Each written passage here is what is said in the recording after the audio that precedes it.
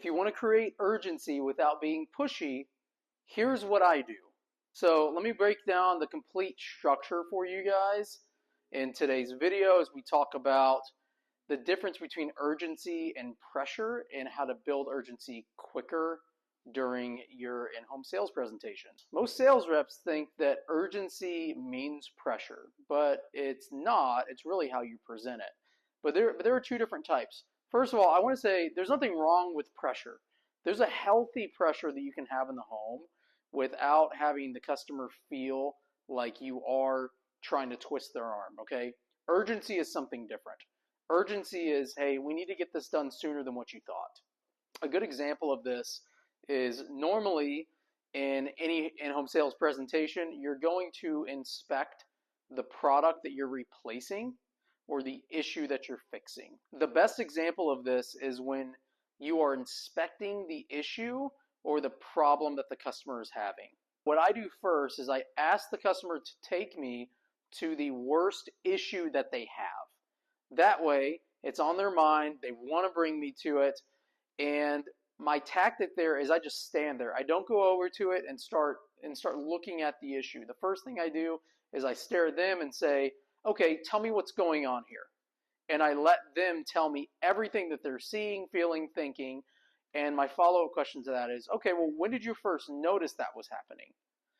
And they say, well, I don't know, a couple months ago. Okay, what were you doing when you first noticed it? And the reason I'm wording it that way is to try to get a layer deeper, to get a story out of them. And you'll be shocked at some of the stories that you get. But the reason I want that story is later on during the close, I'm able to go back to that story and remind them, or maybe do a value add of my product or my service based on what they told me during this moment. So that's step one.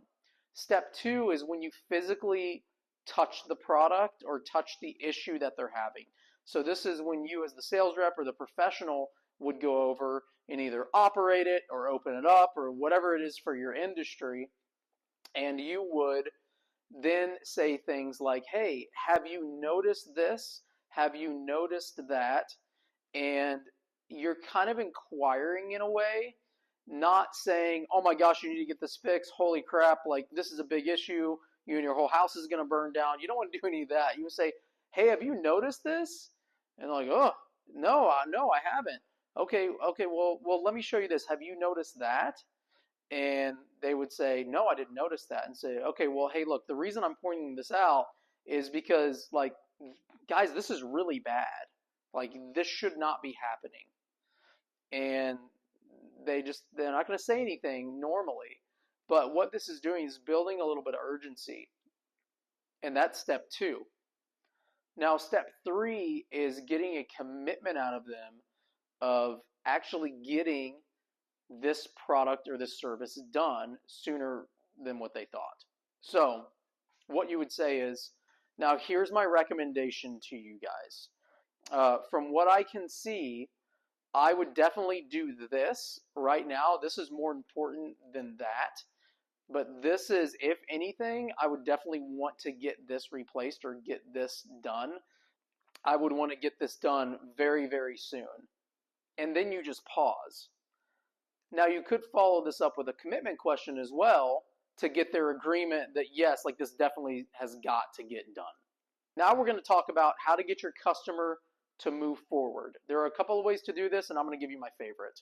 Okay, the first is the seasonal timing. So maybe you're selling something in the fall and the customer wants it done before the winter time because of a few reasons that you found out. You have to remind them of that, okay? The other could be market conditions. Maybe material costs go up. Maybe contractor availability isn't as easy in your industry.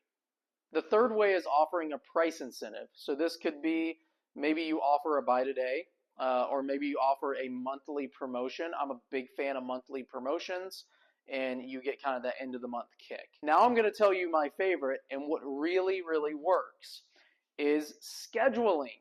When you say, hey, look, I am 12 weeks out, I am 8 weeks out, I am 4 weeks out, and you keep reminding a customer of that, even one you met with 2 weeks ago, something inside them doesn't remember that you said that during the first visit.